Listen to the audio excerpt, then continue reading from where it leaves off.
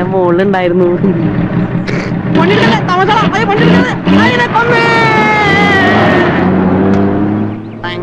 மச்சா நான் உன்ன தனியா விட மாட்டேன்.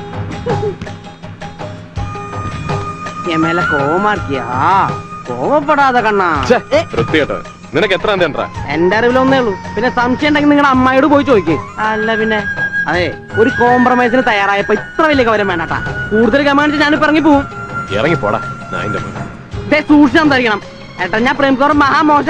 കുളിച്ച തെറി ഞാൻ പറയും. പറയും. അവസാനം ഫീൽ ചെയ്യരുത്. ധൈര്യം പറടാ. നീ പോടാ മുടി. മുടിയോ? മുടി എന്ന് വെച്ചാ എന്താ? തമിഴില് മുടിക്കെന്താ പറയാ? അത് ശരിന്നോ? പറയടാ പുരുഷ ജനനേന്ദ്രിയമേ. എങ്ങനെയുണ്ട്?